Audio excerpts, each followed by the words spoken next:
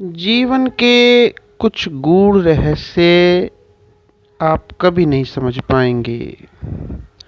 5वीं तक स्लेट की बत्ती को जीभ से चाटकर कैल्शियम की कमी पूरी करना हमारी स्थायी आदत थी।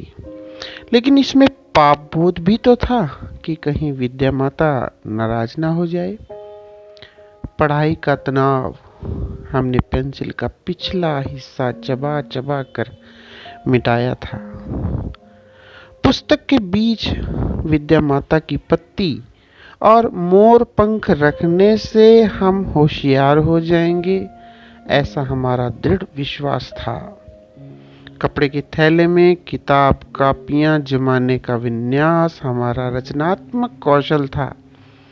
हर साल जब नई कक्षा के बस्ते बंधते तब कापी किताबों पर जिल्द चढ़ाना हमारे जीवन का वार्षिक उत्सव था। माता पिता को हमारी पढ़ाई की कोई फिक्र नहीं थी, ना हमारी पढ़ाई उनकी जेब पर बोझ थी। सालों साल बीत जाने पर माता पिता कभी कभार ही हमारे स्कूल में आते थे।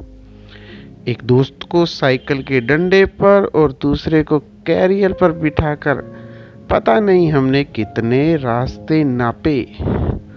यह अब याद नहीं, बस कुछ धुंधली सी स्मृतियां हैं। स्कूल में पिटते हुए और मुर्गा बनते हुए हमारा ईगो कभी हमें परेशान नहीं करता था। दरअसल हम जानते ही नहीं थे कि ईगो होता क्या है। पिटाई भी हमारे दैनिक जीवन की एक सहज सामान्य प्रक्रिया थी। पीटने वाला और पिटने वाले दोनों खुश। पिटने वाला इसलिए कि कम पिटे और पीटने वाला इसलिए खुश कि हाथ साफ हुआ। हम अपने माता पिता को कभी नहीं बता पाए कि हम उन्हें कितना प्यार करते हैं, क्योंकि हमें आई लव यू कहना आता ही नहीं था। आज हम गिरते संभलते संघर्ष करते दुनिया का हिस्सा बन चुके हैं। कुछ मंजिल पा गए तो कुछ ना जाने कहाँ खो गए हैं।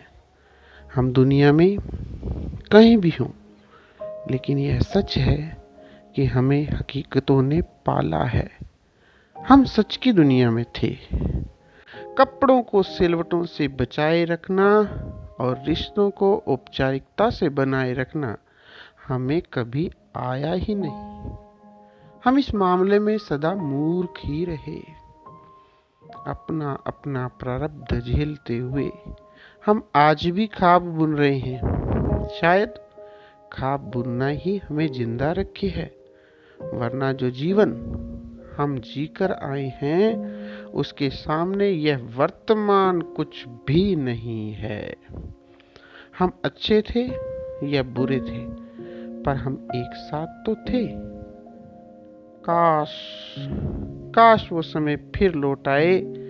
एक बार फिर अपने बचपन के पन्नों को पलटिए। सच में हम फिर से जी उठेंगे, हम फिर से जी उठेंगे।